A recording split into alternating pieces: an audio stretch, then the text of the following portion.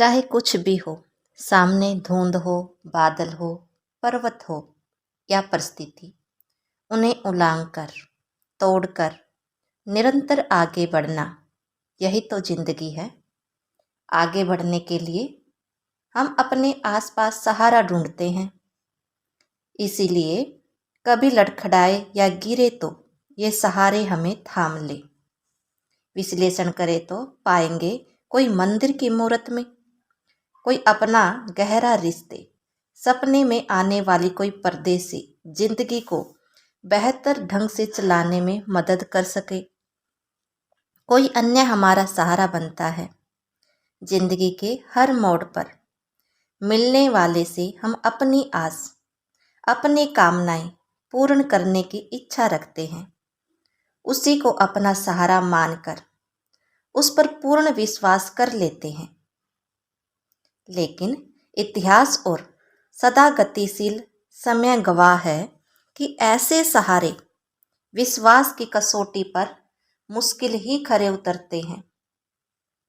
जहाँ तक निर्जीव पदार्थ भी साथ नहीं दे पाते, वे परिस्थितियाँ के आगे रंग रूप गुण आदि बदलते नजर आते हैं।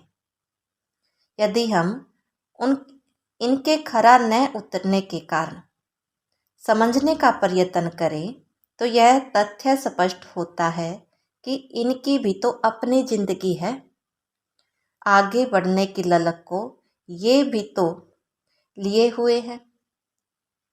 जिनके सहारे हम अपने जीवन का बोझ उठाना चाहते हैं, उनकी अपनी जिंदगी का बोझ पहले ही बहुत है। ऐसे में आध्यात्मिक भार वहन कर अपना स्वाभाविक ही है। इसीलिए शिव बाबा कहते हैं, दे और दे के सर्व संबंधियों को भूल, एक मुझको अपना सहारा बनाओ। हम सचमुच कितने खुश नसीब हैं जो स्वयं सर्वोच्चम परमात्मा, जिसकी हमारी तरह या हमारे सहारे की तरह अपनी कोई स्थूल देह की हद की जिंदगी नहीं है, हमारा सहारा बनता है। तो फिर ऐसे सहारे को अपना बनाने में संकोच क्यों? यह एक ही सहारा जीवन की सारी लड़खड़ाहटों को संभाल लेगा। बस जरूरत है अपने जीवन को उसे सौंपने की। संपूर्ण विश्वास समेटकर उस एक पर केंद्रित करें तो ऐसे कोई सुख, कोई प्राप्ति नहीं जो हमारे मार्ग से न गुजरे। सभी शक्तियां, सभी गुण आकर्षित होकर अपने बन जाएंगे। फिक्र, चिंताएं, दुख मिट जाएंगी और फिर सहारे ढूंढने वाले कितने ही मानव सहारे हम स्वयं को बनाते हुए पाएंगे। लेकिन उसके लिए सब सहारों से दिल को हटाकर उस परम सहारे को अपना सर्वस्व अर्पण करना होगा। मीठे बाबा कहते हैं, दिल का पक्का सौदा एक धक से करो, किस्तों में नहीं। आज अपने से दिल हटाकर बाप से लगाई एक किस्त दी, कल संबंधियों से दिल हटाकर बाप को दी। इस प्रकार अनेक किस्तों में हम अपना विश्वास उसे अर्पित करते हैं। लेकिन कितना समय चाहिए प्रभु को परखने के लिए? माना कि परख भी लिया, लेकिन अंतिम समय पर सत्य स्पष्ट हुआ तो फिर उसका लाभ कहाँ उठा पाएंगे? जब हम खेती करते हैं, कृषि सूखने के बाद बारिश हुई तो किस काम की?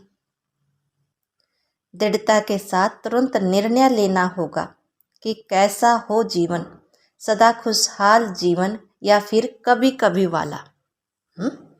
यदि अपने जीवन को पलट कर देखें तो पाएंगे कि हमारा प्यार न जाने कितने रिश्तों, पदार्थों में, वैभव में बटा हुआ है।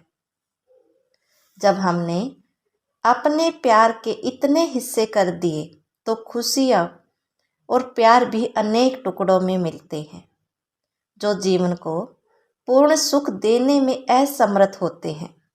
संपूर्ण शांति सुख अनुभव करने के लिए अपने बटे हुए प्यार को समेटकर अर्पण करना होगा उस प्यार के सागर पर। फिर संपूर्ण सुख की लहरें अपनी होंगी, तभी विश्व धरातल पर इन सुखों की लहरों को बिखेर सकेंगे। अपने कर्तव्य को जान उन्हें परमात्मा दृष्टिकोण देना होगा, तभी सभी विश्व की आत्माओं को खुशी दे सकेंगे। कर पाऊंगा? कैसे करूंगा?